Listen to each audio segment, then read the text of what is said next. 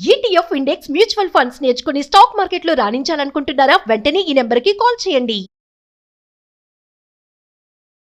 నమస్తే, సుమన్ టీవీకి స్వాగతం. ప్రస్తుతం మనతో ఉన్నారండి ప్రముఖ ఆధ్యాత్మికవేత్త, జ్యోతిష్య సామ్రాట్ మాడుగుల శివప్రసాద్ గురు గారు. 28వ తేదీ రాఖీ పౌర్ణమి. రాఖీ అంటే అప్పట్లో అసలు ఏంటిది? మనం అంటే ఇప్పుడు వెండి రాఖీలు, బంగారు రాఖీలు, రకరకాల రాఖీలు, దీంట్లో మళ్ళా వాళ్ళకి అది కావాలి, వీళ్ళకి ఇది కావాలి. ఓ అమ్మో, అసలు రాఖీ అంటే అప్పట్లో ఏమిటి, ఎలా కట్టేవారు, దీనికి ఉన్న విలువ ఏంటి అనేది గురుగారిని అడిగి తెలుసుకుందాం. నమస్తే గురుగారు. ఆశీర్వచనం తల్లి. నేను అన్నట్టు రాఖీ పౌర్ణమి అంటే పెద్ద హడావిడి అయిపోతుంది గురుగారు. ఆ వెండి రాఖీలు వచ్చాయి, బంగారు రాఖీలు వచ్చాయి, రకరకాల రాఖీలు వచ్చేసాయి. వీటి వల్ల కూడా కొన్ని ఫ్యామిలీస్లలో అరే వాళ్ళకైతే మంచి రాఖీ, మాకైతే ఇలాంటి రాఖీ అనే ఇష్యూస్ కూడా జరుగుతూ ఉంటాయి. అవును. అసలు రాఖీ అంటే ఏంటి, అప్పట్లో ఎలాంటివి కట్టేవాళ్ళు, వేటిల్ని రాఖీ అంటారు? శ్రీ మహాగణాధిపతయే నమః. ఐం మహాసరస్వత్యే నమః. శ్రీ లలితాంబికాదేవియే నమః. శాస్త్రము అనేటువంటిది ముందు ప్రామాణికం అవుతుంది. అయితే మనకు నిజము కావాలన్నా ఆర్భాటము కావాలన్నా అనేటువంటి దానికి మనం తెలుసుకోవాల్సినటువంటి ఆవశ్యకత నేటి సమాజానికి చాలా ఉంది. నిజానికి రాఖీ పౌర్ణమి, రక్షాబంధన్ అనేటువంటి పదం మనం వాడుతున్నాం. ఈ రక్షాబంధన్ అనేటువంటిది ఏమిటి రక్ష అంటే, పుట్టింట్లోనే మామూలుగా మనం ఇంకా చెల్లెళ్ళు, ఆడపడుచులు సహజముగా మామూలుగా స్త్రీకి చిన్నతనములో తండ్రి, వయస్సు వచ్చిన తర్వాత భర్త, వృద్ధాప్యములో కొడుకు అనేటువంటిది పితా యవ్వను కౌమారి ఇట్లా చెప్పుకుంటూ వస్తారు. తండ్రి ఎప్పుడు సంరక్షణ, భర్త ఎప్పుడు సంరక్షణ, కొడుకు ఎప్పుడు సంరక్షణ. అసలు సంరక్షణ అనేది ఏమిటి? అది ఎక్కడ కోపము ప్రతి వాళ్లకు అంటే, స్త్రీ ఎవరి సంరక్షణలోనో ఒక సంరక్షణలో ఉండాల్సిందేనా జీవితం అంతా అనేటువంటి ఇది అనుకుంటూ ఉంటారు. మనము ఎందుకు ఉండాలి అనేటువంటిది ఒక చిన్న లాజిక్. ఇంట్లో బీరువా నిండా డబ్బు పెడుతున్నాము, ధనలక్ష్మి అంటున్నాము. కాపలాగా ఎందుకు మనం తలుపులు వేసుకుంటున్నాం? మరి తెరిచి పెట్టుకోవచ్చుగా. ఎందుకు బ్యాంకుల దగ్గర, రిజర్వ్ బ్యాంకుల దగ్గర అన్ని చోట్ల ఉంటున్నారు? తెరిచిపెట్టేసుకోవచ్చుగా. ఎందుకు మాకు సంరక్షణ, ఎందుకు మాకు అని అనుకోవచ్చు కదా. అలా కాదు. ఎందుకంటే ధనము కంటే విలువైనటువంటి వ్యక్తి స్త్రీ కాబట్టి, స్త్రీని కాపాడుకోవాల్సినటువంటి బాధ్యత అందరి మీద ఉంటుంది కాబట్టి సంరక్షణ అవసరం. సంరక్షణ అంటే వీళ్ళు వాళ్ళని పోషిస్తారని కాదు దాని అర్థం, రక్షించబడటం అనేది. అటువంటి రక్షణలో భాగంగానే రక్షాబంధన్ అనేటువంటిది వచ్చింది. ఎందుకు అంటే, ప్రతి సంవత్సరము ఇలా రాఖీ పౌర్ణమి అనేటువంటిది, పౌర్ణమి నాడే రక్షాబంధన్ రావడానికి గల కారణం ఏమిటి అంటే, నిండు మనస్సుతో హృదయపూర్తిగా ఆ అమ్మాయి, అన్న కావచ్చు, తమ్ముడు కావచ్చు, వాళ్ళ యొక్క శ్రేయస్సు కోరుకోవటం, వాళ్ళు పరిపూర్ణంగా బాగుండాలి, నిరంతరము సంతోషంగా ఉండాలి. కోపం వచ్చినప్పుడు తిట్టుకుంటారు, అన్నా చెల్లెళ్ళు, అక్క తమ్ముడు ఒక మాట అనుకుంటారు. కానీ పుట్టినిల్లు 90 ఏళ్ళు వచ్చినా, 99 ఏళ్ళు వచ్చినా, 100 ఏళ్ళు వచ్చినా నా పుట్టిల్లు అనేటువంటిది బాగుండాలి అనే కోరుకుంటుంది స్త్రీ. కానీ ఎప్పుడూ పుట్టినిల్లు ఇబ్బందుల్లో ఉండాలని కోరుకుంటుంది. అటువంటి స్త్రీమూర్తికి రక్షాబంధన్ అంటే మన శ్రేయస్సు కోసం మనకు ఆమె కడుతున్నాం, ఆమె కడుతోంది. ఈ రక్ష ఎందుకు కడుతూ ఉన్నది అంటే, మీరు బాగుండండి, చల్లగా ఉండండి అని కోరుకున్నటువంటి దానికి మనము ఏదైనా ఇవ్వవచ్చు మన శక్తి కొద్ది. ఒక చీర సార, మనకు యోగం ఉంటే పట్టు చీర, లేదు మనకు 100 ఎకరాలు ఉంది, ప్రతి సంవత్సరము 1 ఎకరా 2 ఎకరాలు రాసిస్తాడు మా అన్న అంటే, ప్రతి సంవత్సరం రాసిస్తారా? రాసివచ్చు, రాసివ్వకపోవచ్చు, వాళ్ళ తృప్తిని బట్టి.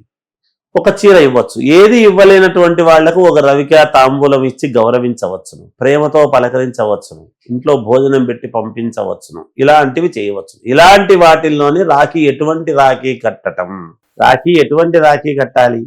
అసలు రాఖీ రక్షాబంధన్ అనేటువంటిది ఏమిటంటే, కంకణబద్ధము అనేటువంటిది దానికి పేరు. కంకణబంధం. రాఖీ కట్టడం అంటే ఏమిటి? ముంజేతికి, చేతికి కంకణం కట్టాడు అని అనడంలో ఆంతర్యం అంటే, వాడు కంకణం కట్టుకున్నాడు రా, ఏదో చెయ్యాలని ఒక దీక్ష పూనాడు. మనం ఏదైనా శుభకార్యం చేస్తున్నాం అంటే ముందు కంకణం కడతాం. వివాహ వ్యవస్థలో కూడా లగ్నంచ పాదఘట్టంచ అని ఒక సంస్థ వచ్చేసి మామూలుగా కంకణం కడతారు అనమాట. మామూలుగా మొట్టమొదట పాణిగ్రహణము అదంతా జరిగేటువంటి సమయంలో ఈ కంకణ ధారణ చేస్తారు.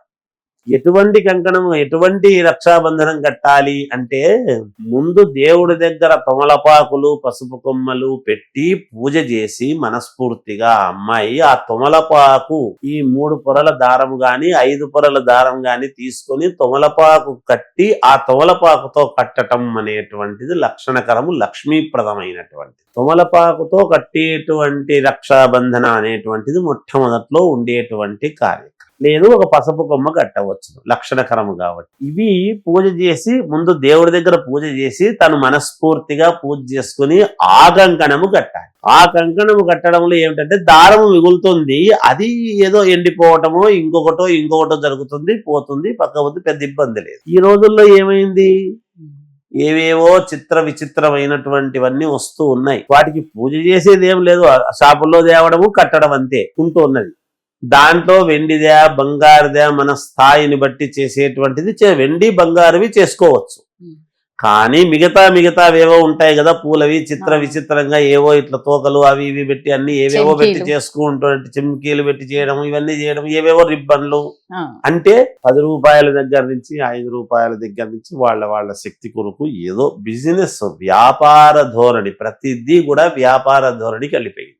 ఆ విధంగా నలుగురికి ఏదో భుక్తి దొరుకుతుంది కదా అనేటువంటి భావనతో చేస్తూ ఉంటున్నారు తప్ప దాన్ని కూడా మనం ఏమి తప్పుపట్టాల్సింది ఏమీ లేదు. కాకపోతే శాస్త్రము చెప్పినటువంటిది ఏమిటి అంటే పూర్వము అంతా కూడా తొమలపాకు ముందు పూజ చేసి ఆ పూజ చేసినటువంటి దాన్ని మనం ఇప్పుడు మీరు మామూలుగా ఇప్పుడు వరలక్ష్మి వ్రతం నాడు కూడా తోరం కడతారు కదా, పూలు మధ్యలో తొమలపాకు అవి పెట్టి కడతారు తోరం. ఆ తోరం కట్టడం అనేటువంటిది ఆడవాళ్ళు వరలక్ష్మి వ్రతంలో ఎలా అయితే లక్షణకరంగా కట్టుకుంటారో అలాంటిది మగవాడికి కట్టడం. ఎందుకు? సోదరుడు నిరంతరము వెంటనే ఉండాలి, బావమరుదులు బ్రతగోరుతారు అనేటువంటి పదం వచ్చినటువంటి కారణం అందుకే. నా చెల్లెలు బాగుండాలి, మా బావ బాగుండాలి అనేటువంటి కోరిక వీళ్ళు ఎప్పుడైతే కోరతారో వీడి భార్య కూడా ఇంకొకరికి చెల్లెలు, వాళ్ళు వీళ్ళను గౌరవించుకోవటము, వీళ్ళను గౌరవించుకోవటము, వాళ్ళ ఆడపడుచును గౌరవించుకోవటము, వాళ్ళ ఆడపిల్లను గౌరవించుకోవటం అనేటువంటిది ఇది ఒక సాంప్రదాయం, చైన్ లింక్. తద్వారా మానవ సంబంధాలు మెరుగుపడటానికి, ఒకరికి ఒకరు సహకారముతో జీవనము గడపటానికి పుట్టినింటి నుంచి ఆడపిల్లకు కొన్ని హక్కులంటే ఏవో నిరంతరము ఏదో ఆస్తులు వాటి మీదనే అని కాదు, ప్రేమ అనురాగాల మీద ఉండేటువంటి హక్కుతో ఒరే నాకు అది కావాలరా అన్నయ్య ఇది కావాలరా అని అడిగేటువంటి హక్కు అనుకుంటుంది. ఇవ్వగలిగితే ఇవ్వవచ్చును తమాషాగా, లేకపోతే లేదు. కానీ నిరంతరము రాకపోకలు అనేటువంటివి ఉండి అందరూ సంతోషంగా భోజనాదులు స్వీకరించి ఆనందముగా జీవితాన్ని గడపటానికి ఇలా చేసుకుంటే వాళ్ళ యొక్క తల్లిదండ్రుల మనస్సు అటువంటి వాళ్ళు సంతృప్తి చెందుతారు, వీళ్ళు సంతృప్తి చెందుతారు. అబ్బా నా బిడ్డను నా కొడుకులు పిలిచి గౌరవించినారు బిడ్డ అల్లుణ్ణి అనేటువంటి ప్రేమతో వీళ్ళు ఆనందముగా ఉంటారు. ఆనందమే ఎప్పుడు కూడా, సంతోషమే సగం బలం అన్నారు. ఆ సంతోషం ఎప్పుడొస్తుంది? తన కడుపున పుట్టినటువంటి పిల్లలు ఒకరినొకరు సంతోషముగా ఆనందముగా అరమరికలు లేకుండా జీవితం సాగిస్తూ ఉన్నప్పుడు కదా వస్తుంది. అందుకే అలా శాస్త్రములో చెప్పబడినటువంటిది ఆ తుమలపాకు గాని పసుపు గాని అక్కడ పసుపు కొమ్మ గాని పెట్టి పూజ చేసి తర్వాత తోరానికి పూజ చేసిన తర్వాత అన్నలకు కట్టటం అనేటువంటిది, తమ్ముళ్ళకైనా అన్నలకైనా కట్టటము. తద్వారా వాళ్ళ యొక్క రక్ష కోరుకోవడం, ఒరే నువ్వు నాకు ఎప్పుడు జీవితాంతం ఇలాగే ఉండాలి, నేను ఇలాగే కట్టాలి, నువ్వు ఇలాగే కట్టించుకోవాలి, నువ్వు ఇలాగే నాకు చేదోడు వాదోడుగా ఉండాలి, నేనున్నాక నీకెందుకు అనేటువంటి పదం, నేనున్నా చెల్లి నీకేం ఇబ్బంది లేదు, మా అన్నున్నాడు నాకేమిటి అనేటువంటిది రావాలి అనేటువంటి దాంతో చేసినటువంటి కార్యం. ఏ రాఖీ కొన్నా కూడా ఫస్ట్ గురుగారు చెప్పినట్టు భగవంతుడి దగ్గర పెట్టి అది ఖచ్చితంగా కట్టుకోవాలి అంటున్నారు. నిజంగా మన బంధాన్ని బాగా స్ట్రాంగ్ గా రిలేషన్ ఉండాలి. అసలే ఇప్పుడు కాలంలో ఏ రిలేషన్స్ కూడా స్ట్రాంగ్ గా లేవు, తుమ్మితే ఊడిపోయే ముక్కు లాంటి బంధాలు. అందుకనే ఇలాంటివి అప్పట్లో ఉన్నాయి, మనం సరిగ్గా ఆచరించట్లేదేమో అని నాకు అనిపిస్తుంది. ధన్యవాదాలు గురు. జయోస్.